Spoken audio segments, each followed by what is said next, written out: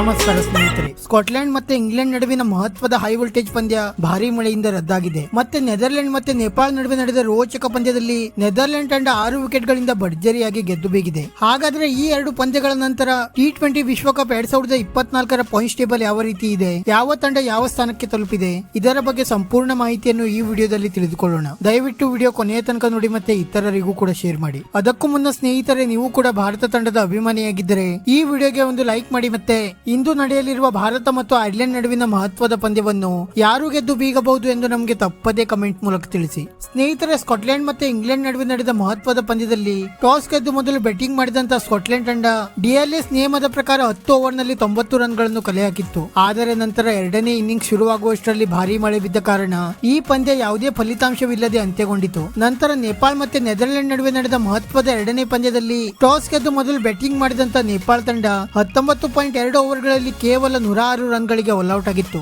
ಆದರೆ 107 ರನ್ಗಳ ಗುರಿ ಬೆನ್ನಟ್ಟಿದ ನೆದರ್ಲೆಂಡ್ ತಂಡ ಭರ್ಜರಿ ಬ್ಯಾಟಿಂಗ್ ನಡೆಸುವ ಮೂಲಕ ಕೇವಲ 18ನೇ ಓವರ್ನಲ್ಲಿ ಗೆಲುವಿನ ನಗೆ ಬೀರಿತು. ಮತ್ತೆ ನೆದರ್ಲೆಂಡ್ ತಂಡ ಈ ಪಂದ್ಯವನ್ನು ಗೆದ್ದ ನಂತರ ಸದ್ಯದ T20 ವಿಶ್ವಕಪ್ನ ಪಾಯಿಂಟ್ಸ್ ಟೇಬಲ್ ಕಡೆಗೆ ನೋಡುವುದಾದರೆ, ಸದ್ಯ ಗ್ರೂಪ್ ಡಿ ನಲ್ಲಿ ಸೌತ್ ಆಫ್ರಿಕಾ ತಂಡ 1 ಪಂದ್ಯವನ್ನು ಆಡಿ 1ರಲ್ಲಿ ಗೆದ್ದು 2 ಅಂಕದೊಂದಿಗೆ ಮೊದಲ ಸ್ಥಾನದಲ್ಲಿದ್ದರೆ, ನೆದರ್ಲೆಂಡ್ ತಂಡ 1 ಪಂದ್ಯವನ್ನು ಆಡಿ 1ರಲ್ಲಿ ಗೆದ್ದು 2 ಅಂಕದೊಂದಿಗೆ 2ನೇ ಸ್ಥಾನದಲ್ಲಿದೆ. ಮತ್ತೆ ಯಾವುದೇ ಪಂದ್ಯಗಳನ್ನು ಆಡಿದ ಬಾಂಗ್ಲಾದೇಶ ತಂಡ 3ನೇ ಸ್ಥಾನದಲ್ಲಿದ್ದರೆ, ನೇಪಾಳ ಮತ್ತೆ ಶ್ರೀಲಂಕಾ ತಂಡಗಳು ಆಡಿದ 1 ಪಂದ್ಯದಲ್ಲಿ ಸೋತು 4 ಮತ್ತೆ 5ನೇ ಸ್ಥಾನದಲ್ಲಿವೆ. ನಂತರ ಗ್ರೂಪ್ ಸಿ ನ ಪಾಯಿಂಟ್ಸ್ ಟೇಬಲ್ ಕಡೆಗೆ ನೋಡುವುದಾದರೆ, ಸದ್ಯ ಅಫ್ಘಾನಿಸ್ತಾನ ತಂಡ 1 ಪಂದ್ಯವನ್ನು ಆಡಿ 1ರಲ್ಲಿ ಗೆದ್ದು 2 ಅಂಕದೊಂದಿಗೆ ಮೊದಲ ಸ್ಥಾನದಲ್ಲಿದ್ದರೆ, ವೆಸ್ಟ್ ಇಂಡೀಸ್ ತಂಡವು ಕೂಡ 1 ಪಂದ್ಯವನ್ನು ಆಡಿ 1ರಲ್ಲಿ ಗೆದ್ದು 2 ಅಂಕದೊಂದಿಗೆ 2ನೇ ಸ್ಥಾನದಲ್ಲಿದೆ. ಮತ್ತೆ ಯಾವುದೇ ಪಂದ್ಯಗಳನ್ನು ಆಡಿದ ನ್ಯೂಜಿಲೆಂಡ್ ತಂಡ 3ನೇ ಸ್ಥಾನದಲ್ಲಿದ್ದರೆ, PNG ಮತ್ತೆ ಯುಗಾಂಡ ತಂಡಗಳು ಆಡಿದ ಮೊದಲ ಪಂದ್ಯದಲ್ಲಿ ಸೋತು 4 ಮತ್ತೆ 5ನೇ ಸ್ಥಾನದಲ್ಲಿವೆ. ನಂತರ ಗ್ರೂಪ್ ಬಿ ನ ಪಾಯಿಂಟ್ಸ್ ಟೇಬಲ್ ಕಡೆಗೆ ನೋಡುವುದಾದರೆ, ನಮೀಬಿಯಾ ತಂಡ 1 ಪಂದ್ಯವನ್ನು ಆಡಿ 1ರಲ್ಲಿ ಗೆದ್ದು 2 ಅಂಕದೊಂದಿಗೆ ಮೊದಲ ಸ್ಥಾನದಲ್ಲಿದ್ದರೆ,